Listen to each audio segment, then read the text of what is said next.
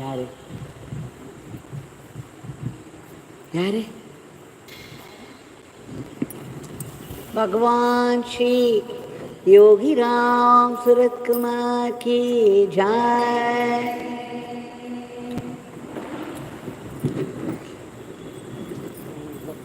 योगी राम सूरत कुमार, योगी राम सूरत कुमार, योगी राम सूरत कुमार, जय गुरु राया। योगी राम सूरत कुमार, योगी राम सूरत कुमार, योगी राम सूरत कुमार, जय गुरु राया। योगी राम सूरत कुमार, योगी राम सूरत कुमार, योगी राम सूरत कुमार, जय गुरु राया। योगी राम सूरत कुमार, योगी राम सूरत कुमार, योगी राम सूरत कुमार, जय गुरु राया। राम राम राम राम, राम राम राम राम, राम राम राम राम, राम राम राम।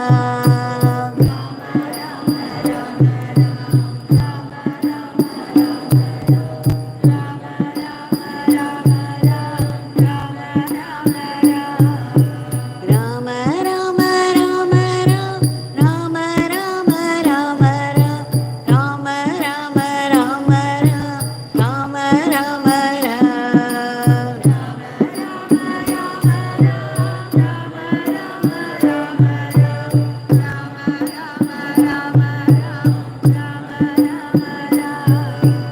योगी राम सूरत कुमार, योगी राम सूरत कुमार, योगी राम सूरत कुमार, जय गुरु राया। योगी राम सूरत कुमार, योगी राम सूरत कुमार, योगी राम सूरत कुमार, जय गुरु राया। योगी राम सूरत कुमार, योगी राम सूरत कुमार, योगी राम सूरत कुमार, जय गुरु राया। योगी राम सूरत कुमार, योगी राम सूरत कुमार, योगी राम सूरत कुमार, जय गुरु राया। Ram Ram Ram Ram, Ram Ram Ram Ram, Ram Ram Ram Ram, Ram Ram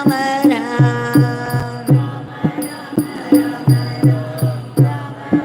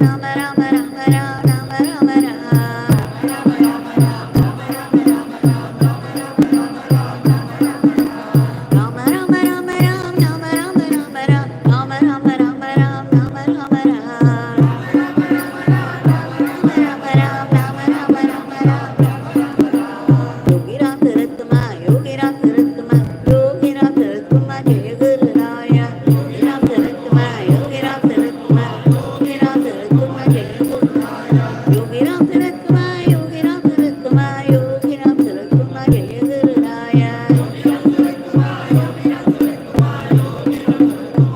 Rama Rama Rama Ram, Rama Rama Rama Ram, Rama Rama Rama Ram, Rama Rama Ram.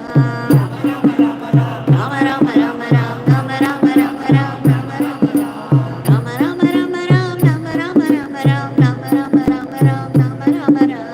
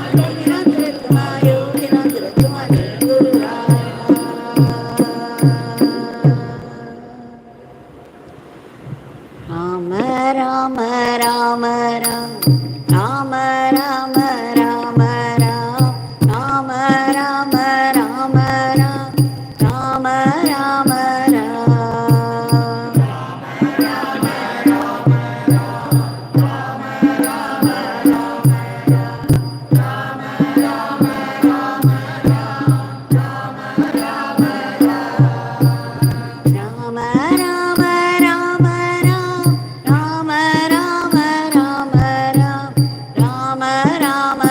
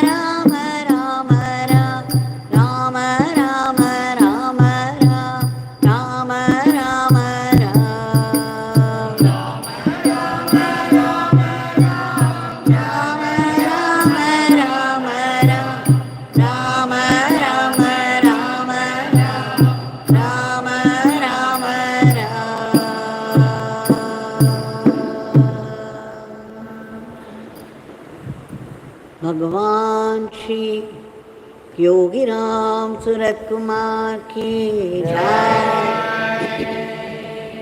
सर्वं Yogi Ram Surat कुमारार्पणमस्तु।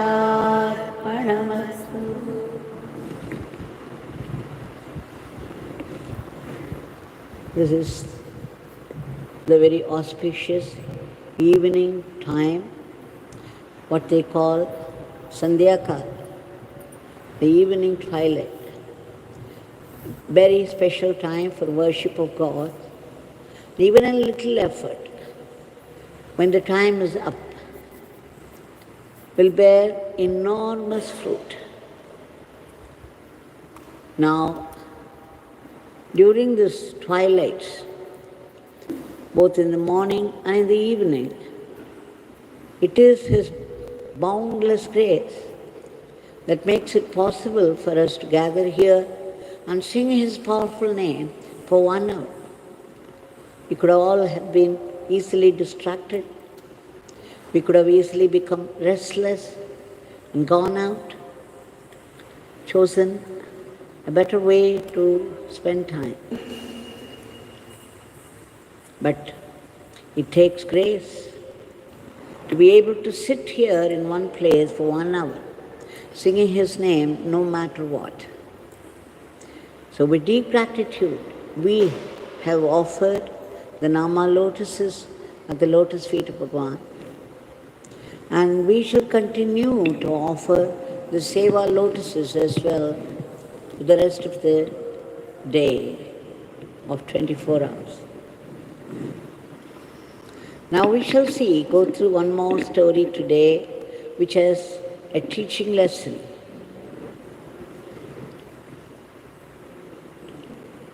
There are many, many stories about Lord Buddha, and many of them are well known already. Maybe this is well known as well. All the same, we shall go through it, for in spiritual life, we have to remember, we have to bring it to our mind again and again and again. In the satsang, this repetition is absolutely necessary and it is power. Now one day, Lord Buddha was going to a village for begging. He would beg only when he felt hungry and would take a little of whatever was being offered. If he did not feel hungry, he would not take anything at all. Now that particular day, he had gone to a village. And when he stood before a house, the people of the house, the man of the house came out and saw the appearance of Lord Buddha, his shining appearance, looking very youthful because of his tapas. Immediately, instead of being drawn to him to become a disciple, the situation reversed. He began to abuse. He was telling Buddha, "You are very young and strong. You could easily do some hard work and earn money. Instead, you are begging. It is so shameless. Why couldn't you do some work somewhere and earn your food? How dare you come and think that you would get bhiksha from the houses here and feed yourself? It's absolute laziness." This and that, so much he was pouring. And what was more, soon other people joined and the whole village was abusing him. Buddha stood still. There was no expression at all on his face. He just stood there quietly, listening to them. Now after some time they got tired And then one of them said, "Look, we are throwing so much abuse, such harsh words at you. But even then, there is no expression at all on your face. How come? Are you not offended? Why are you not reacting to it?" Then Sri Buddha said, "I have not accepted, I did not accept your abuse." And then he went on to add, "Before I came to this place, I went to another village. There the people were very friendly, very pious, and they welcomed me with such enthusiasm and love. And they all had many sweets to offer to me.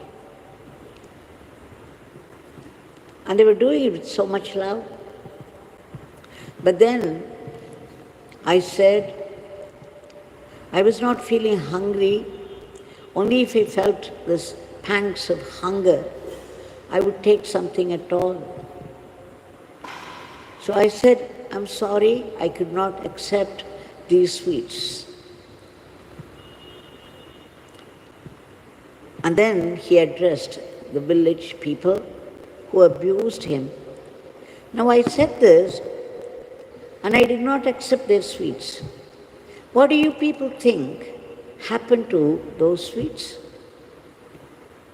Immediately those people, absorbed in what he was saying, said, "What would have happened? They would have distributed those sweets to the people, the families, their own families, and other people of the village. That's all." They were surprised that he was asking such a question. Then Buddha smiled and said, just as I did not accept the sweets, and they got distributed among the families of the village, I have not accepted your abuse. So what will you do? Will you distribute it to the people of your family and others of the village? Now, the whole village, they bent their head in shame, and they understood what he meant. What a beautiful story. When you do not accept, no matter how people are, how abusive people are, how offensive, you can still be indifferent to them and not accept, not take it to heart. Nobody would collect all the rubbish outside the house and put them inside the house. How stupid it would be to collect all the rubbish from outside and take them inside the house. It's like that when somebody abuses you. Taking their abusive words into your heart, feeling very hurt, and thinking about it all the time. It's like collecting all that unwanted stuff outside and putting them inside a house. We are supposed to collect all the rubbish from inside and throw them outside. Instead, the reverse is happening all the time because of our weakness of the mind. So this is the lesson that Lord Buddha taught them. You don't have to accept abuse, nor do you have to accept praise. The praise or abuse will come and go. What have you to do with that? Now, how will we do it? He was Buddha. He was one with God. And he had identified himself with the Supreme inside. So it really did not matter to him at all. But what about the ordinary lot of us? How would we accept it? Or how would we reject it? Now we can all do the simple thing that when people praise us, most of which would not be true, and we know it, we can simply smile and offer the whole thing at the feet of Bhagavan, saying, Bhagavan, all these praises are meant for you. And similarly, when people abuse us, we can offer that abuse also at his feet. We have to offer everything at his feet. So once you offer the praise or abuse at his feet, you don't think about it again. You feel free from both. But even after offering, if you start thinking about it, then it's no offering at all. So let us learn this lesson that if we have to be indifferent to both praise and abuse, this is the only way. Let's keep offering everything that happens at the feet of Bhagavan. He can stomach it.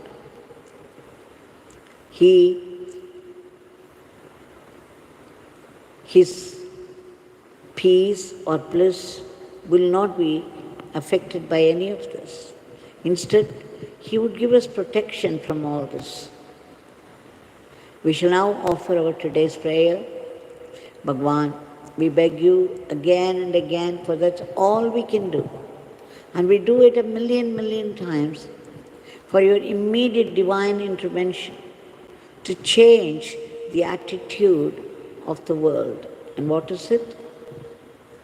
The violence all around. It frightens us. It is sickening, shocking. We beg you to bring in peace, unity, discipline, control, harmony into the lives of people, so that people will live a dharmic life with the remembrance of God.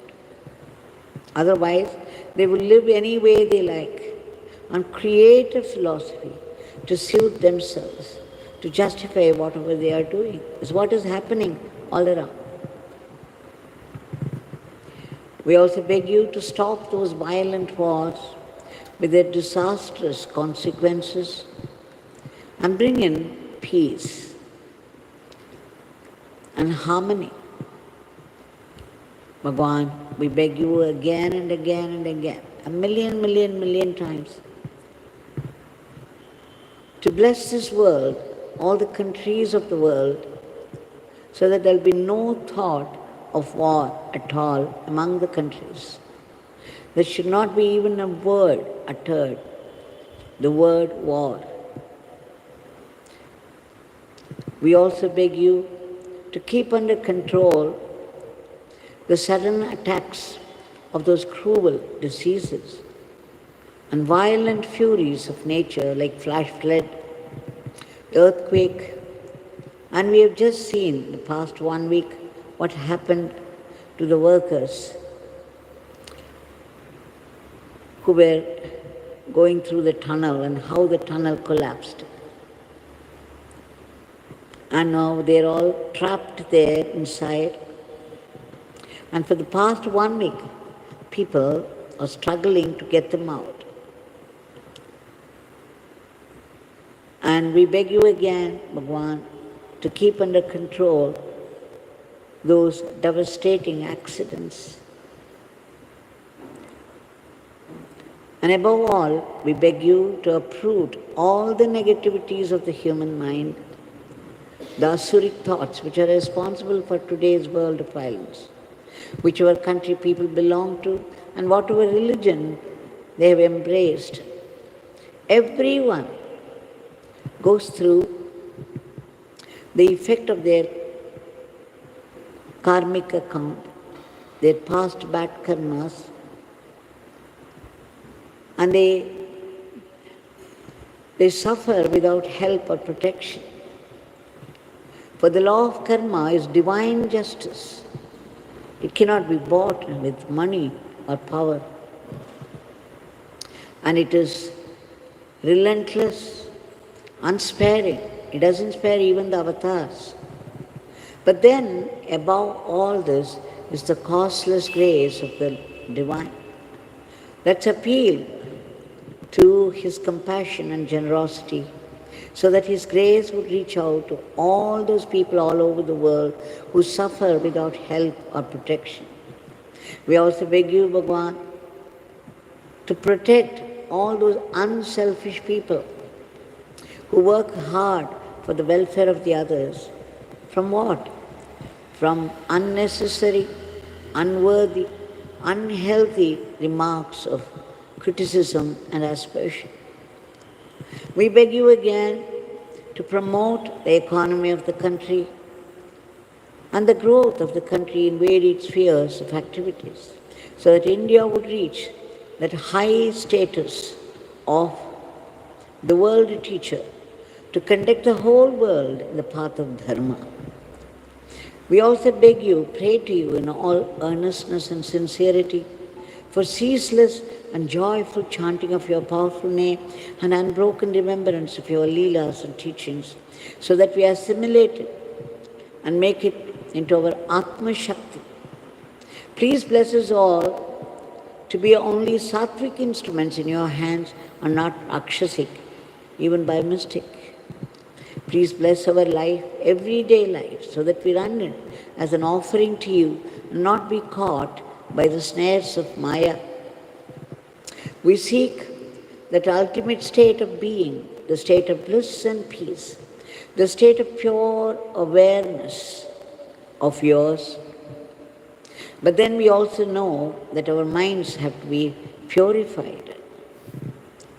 Why? Because the minds are, at the moment, occupied by the residual latent tendencies of the past karmas and much worldliness. So what happens? There are sudden attacks of vicious fear. A fear we do not know where it's from. We do not know whom we fear and why. And again, vicious anger. And what happens?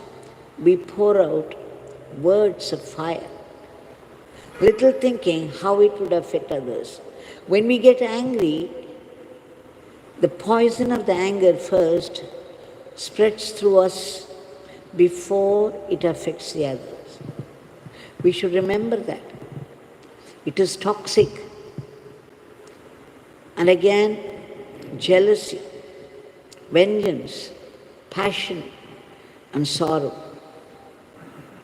That we, no matter how many blessings we already possess, we catch hold of something that we lack in by comparing ourselves with other people and blow it out of all proportion and land ourselves in depression and lifelong medicine.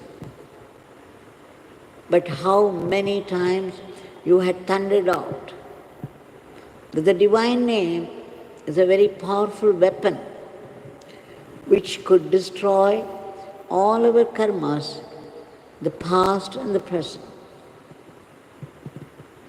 It can also destroy the vasanas, the residual latent tendencies of the past karmas. We take refuge in your powerful name and beg you for early purification. And wherever we live in this world, whatever work falls into our hand as our duty, we know it's all your work, and we should be able to do it in the spirit of service to you, and that joyfully, without any unhealthy competition or jealousy, so that every one of our actions will become Atma Shakti. And Bhagavan, we beg you again to bless us all to practice acceptance. Acceptance of what? Whatever life brings to us, be it a joy or sorrow, it comes because of your will, and it is based on our past karmic account. But then it is your will, and therefore whatever comes from you can only be a blessing.